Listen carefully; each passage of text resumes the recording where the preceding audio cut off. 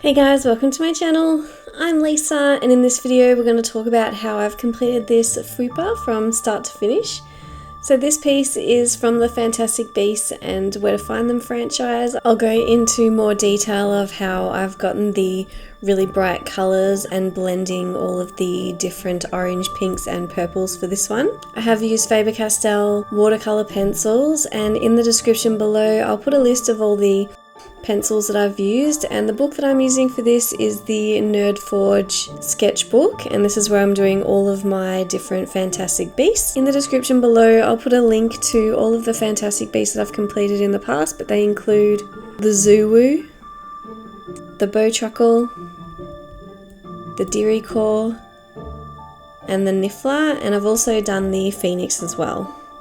So let's get started drawing this bird.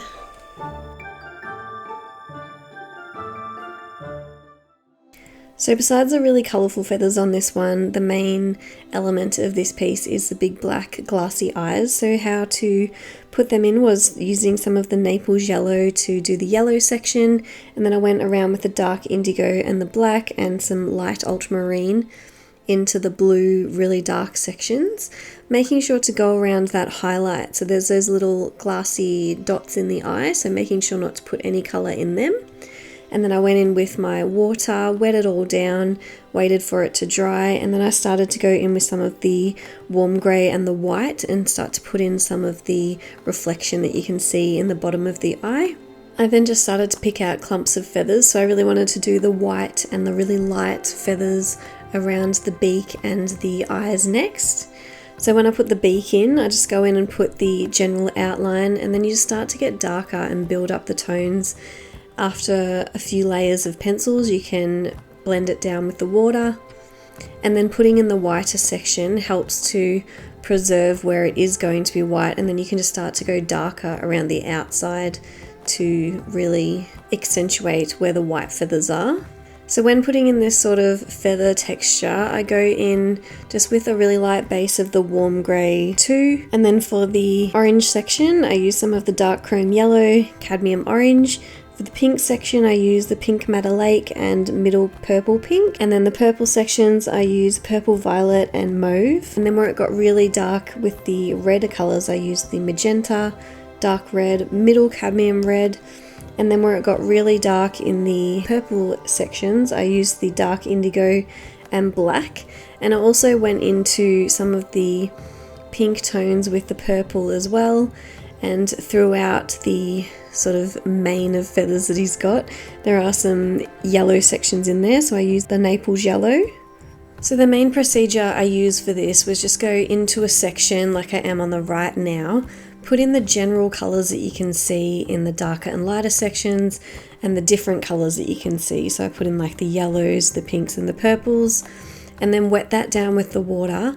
Go into another section while that's drying and put in the general colours again, wet that all down, and then you can move back to other sections that are already dry. So remember, if you are working from one wet section to another wet section, they will bleed into each other, so you do need to wait for them to dry before you move to another section that is connected to the section that you were just doing. So then it's just a matter of going in and building up all of the colours really gradually and doing different sections at a time.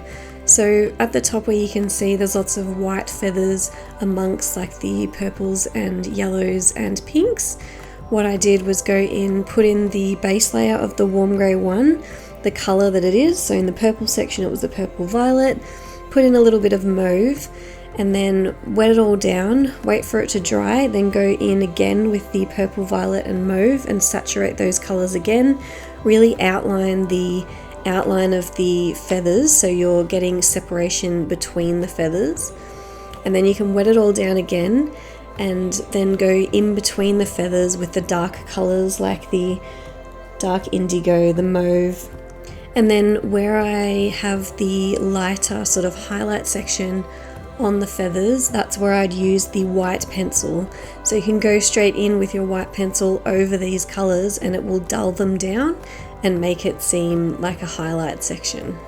So you can see on the body I've gone in and put all of the general colours that you can see, and then I go in with the darker colours after I've wet it all down and waited for it to dry, and start to outline all of these feathers that you can see. And then where there are the highlight sections, I use the white pencil to go in with a really firm pressure, like pretty hard pressure, and blend it all down so you make it seem white and you can see the highlight sections, and then it starts to get darker in between the feathers. Also, you can see underneath the beak and underneath the face, I did use some of the white pencil but on the brush. So what I did was wet my brush, rub it onto the tip of the white pencil, and then just do really little dots underneath the chin and in the highlight section, so you can see it's dotted down to make it look like little highlights. And then it also makes the left hand side under the beak look a little bit darker as well, because they're such light sections next to the darker section. So when it came to this little stand that he's standing on, I used most of the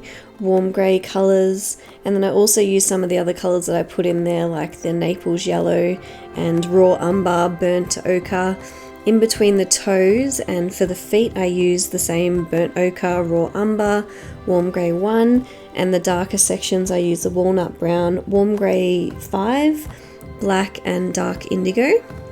And then the same thing again, I used the water to wet it all down and then went back over with the same colours to darken everything up. Really try to exaggerate those shadows in the rope and underneath the feet, and I also went into the rope with some of the white as well to really highlight those little bits of rope that you can see. And then this is when you can stand back and assess everything and see where you need to go darker and start to add in more detail where you like. But I really hope that you like this video. Remember to like and subscribe and let me know what you think of this one in the comments below. I really love the colour of the feathers in this one, and it's so good to get out of realism sometimes and do something a little bit different. So this is the final result. I'll see you in the next video. Keep drawing. Thanks guys.